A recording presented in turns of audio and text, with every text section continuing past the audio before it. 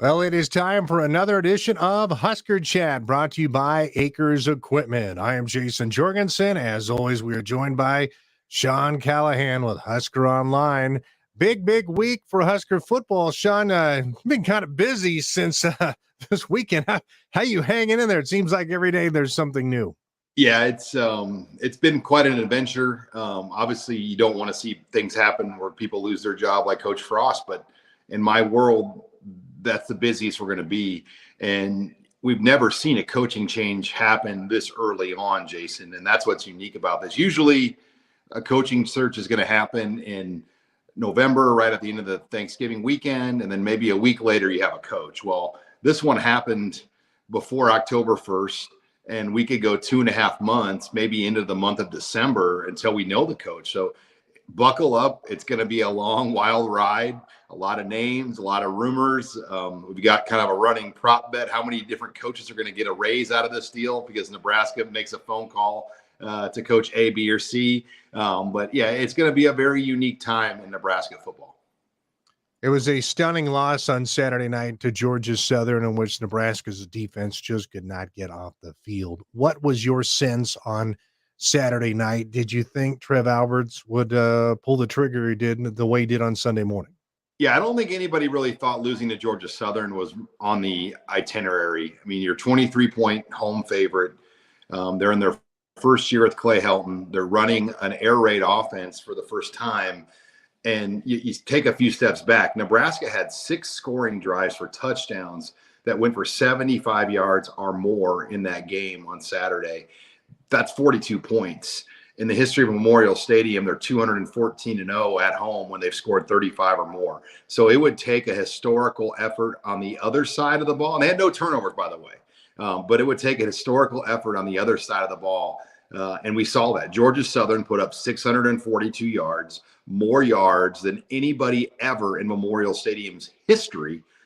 We've seen some bad performances in Memorial Stadium, Jason. So that was a low point, because this wasn't Urban Meyer and Ohio State doing this. This was Georgia Southern. There will be time for reflection to look back at the Scott Frost years, but just a quick snapshot as you look at this.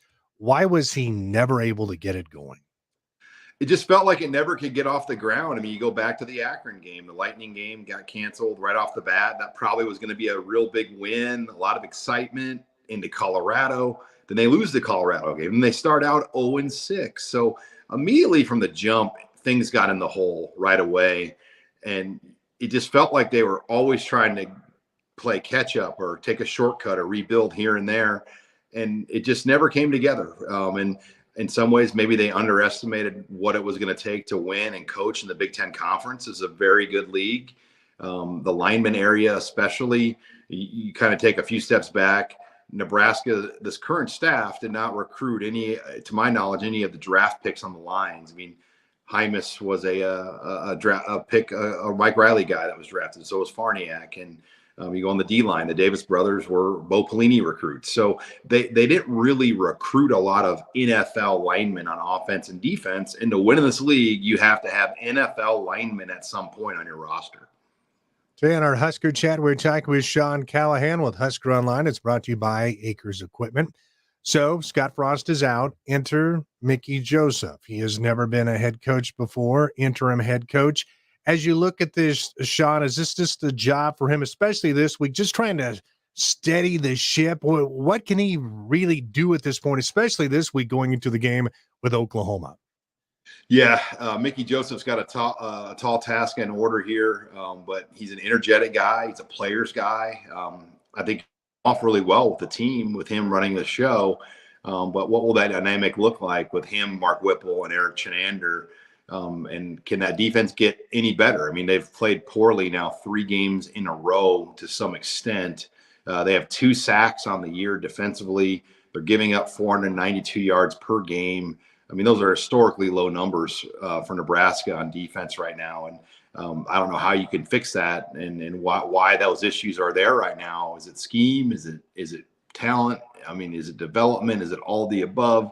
There's a lot of reasons there, but I think the team won't play with much pressure now, because before it was kind of like October 1st, this date that was looming, and you're kind of coaching for your job at that point. Well, that's gone. I mean, that part's over. So now I think you'll see probably a looser approach with how they go about things. What was your read on Mickey's press conference earlier this week? I thought he was pretty measured. He seems like a guy who's put a lot of thought into this. He's not a blowhard. I mean, you can tell it comes from the heart with him when it comes to Husker football and trying to get this right. He was well prepared and well trained to go up there. I mean, he didn't wing it. And we've seen a lot of coaches just wing a press conference at Nebraska, as you know, over the years. And he just, I mean, everything he said, you could tell he really thought about. He didn't talk in circles and give 2-minute sound bites. I mean, it was a very tight 20 to 30 second sound bite on everything he said. And he made sure his words were what they should be. And I thought the other thing I liked is he didn't make this about him. There are a lot of stories, oh, you're fighting for the job, or you're the first black head coach at Nebraska, things like that. He goes, no. This is about Nebraska, period, about the players, about the kids. And I like that approach by him, that he understands these other things that are being mentioned. He doesn't have any interest in these storylines right now. All right. How about on Saturday? Oklahoma comes in, Nebraska, deservedly so, a huge underdog in this one. What's your take? Can Nebraska make some stops and find a way to hang around on this thing with the Sooners? Well, they're not really a huge underdog. I think it's 12. So I don't consider that a huge dog. And 2 weeks ago, that the pre-line was 3.5. So Oklahoma hasn't played well. That's the other thing that's lost in the week. They were only up 7-3 at halftime on Kent State last week, and Kent State's not a great program. So they have struggled a little bit on offense early on. They've got 15 new starters from a year ago, a new quarterback, all new coaches for the most part, new coordinators. So this will be interesting how they adapt and how they come out. But Oklahoma has the advantage. Don't get me wrong. They've got a very talented quarterback and really good receivers. And we know how Nebraska's played in those areas against receivers and quarterbacks.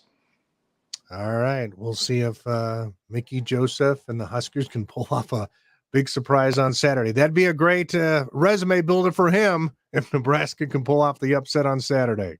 Yeah, it will be interesting, and it will be fun. 11 a.m. game, big noon kickoff on Fox. So all the country will be watching. All right. Sean, as always, thanks a lot for your time. Hey, thanks, Jason. And that was Sean Callahan with Husker Online joining us for Husker Chat. Once again, we are here every week, and it's brought to you by Acres Equipment. I'm Jason Jorgensen.